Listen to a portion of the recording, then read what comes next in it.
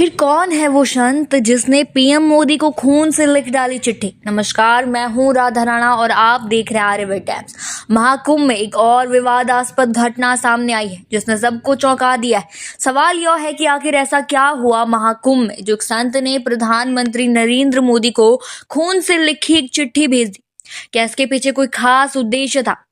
इस चिट्ठी की कहानी और इस संत के बारे में जो महाकुंभ में सुर्खियों में यह चिट्ठी लिखी है जूना अखाड़ा के महामंडलेश्वर यति नरसिंहानंद ने, और यह कोई आम चिट्ठी नहीं बल्कि खून से लिखी गई चिट्ठी। इसमें प्रधानमंत्री से बांग्लादेश और पाकिस्तान में हिंदुओं की रक्षा के लिए सैन्य कार्रवाई करने का निवेदन किया गया है। यति नरसिंहानंद का कहना है कि हिंदू समाज को वैश्विक स्तर पर और खासकर इन दो देशों में हिंदुओं की स्थिति सुधारने के लिए इस तरह की कार्रवाई की आवश्यकता है। यति नरसिंहानंद का नाम पहले भी कई बार विवादों में आ चुका है। वे अपनी बयानबाजी और विवादित टिप्पणियों के लिए चर्चित रहे।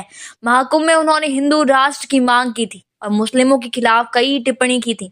इसके अलावा उनका दावा था कि अगर स्थिति में बदलाव नहीं हुआ तो 2035 तक भारत का प्रधानमंत्री कोई मुस्लिम बन सकता है और वह अगले 20 वर्षों में हिंदू धर्मांतरण करवा सकते हैं।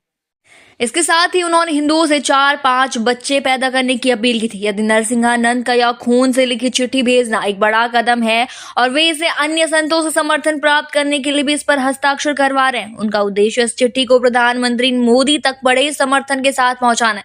अब सवाल यह है कि यति नरसिंहानंद को यह कदम उठाने के लिए क्या प्रेरित किया? क्या यह महाकुंभ का माहौल और उनकी धार्मिक विचारधारा से संबंधित है? हम जानते हैं कि महाकुंभ एक अवसर है जो धार्मिक भावना और विश्वास को शक्ति देता है। यति नरसिंहानंद इस चिट्ठी के माध्यम से प्रधानमंत्री से यह मांग करना एक राजनीतिक और धार्मिक बयान है जो देश और समाज में धार्मिक भेदभाव और असमानता को लेकर चिंता व्यक्त करता है। अब आपको यह जानकर हैरानी होगी कि यति नरसिंहानंद का यह विवादित बयान देने वाला शख्स विदेश में पढ़ा लिखा और नौकरी करने वाला भी था। उनका वास्तविक नाम दीपक त्यागी है और वह एक इंजीनियर थे। उन्होंने रूस में इंजीनियरिंग की पढ़ाई की और ब्रिटेन में काम भी किया। इसके बाद उन्होंने भारत लौटकर राजनीति और संतों के मार्ग पर चलने का फैसला लिया। वे गाजियाबाद के डासना शिव शक्ति धाम के महंत और करीब 20 वर्षों से इस मंदिर से जुड़े।